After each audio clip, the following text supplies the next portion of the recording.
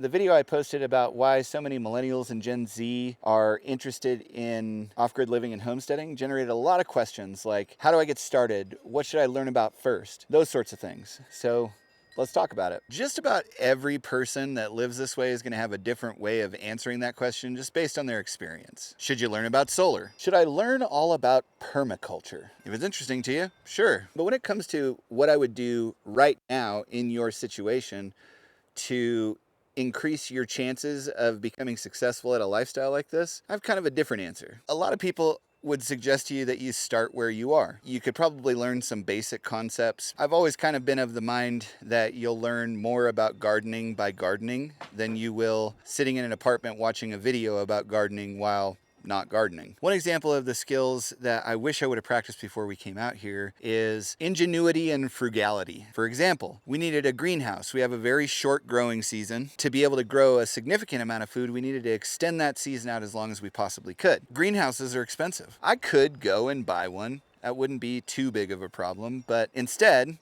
I looked around at what I had and thought, what could I make a greenhouse out of? We started off with these hoops right here. This was like one of those old little storage buildings that you get from Harbor Freight that had the cloth over the top of it. That stuff deteriorates over a couple of years and becomes completely useless, but the metal was still good, so we kept it. The first half of this soon-to-be greenhouse is built out of the hoops from that. This was way too small for what we needed it to do. It was only 8 foot wide by 8 foot long. What else do we have that would work for something like this? Carrie had the brilliant idea of going down to the junk pile and looking, and we found this. These hoops are actually an old trampoline that the wind picked up and blew over.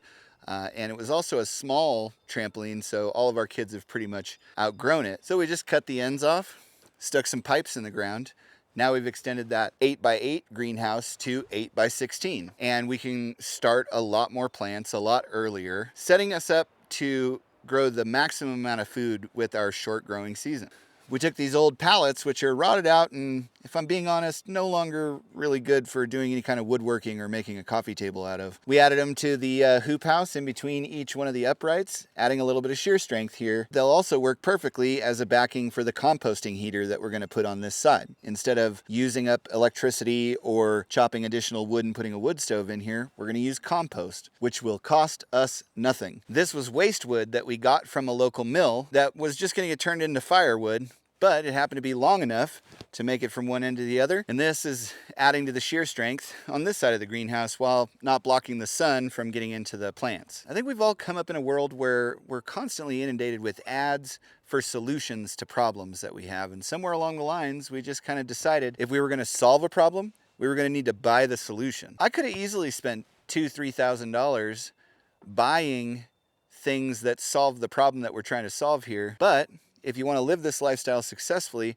I would really recommend not always relying on having to go buy stuff. You can solve a lot of the problems on a homestead by just looking at your junk pile and imagining how to make a thing you have into a thing you need. You'd be amazed how much money you can actually save and put towards things that maybe you do need to buy. So, to answer the question, how can you get started and what should you practice right now? Practice ingenuity, practice frugality, practice persistence. Because if you can master those 3 things, you'll be able to solve the problem without going absolutely broke buying someone else's solution.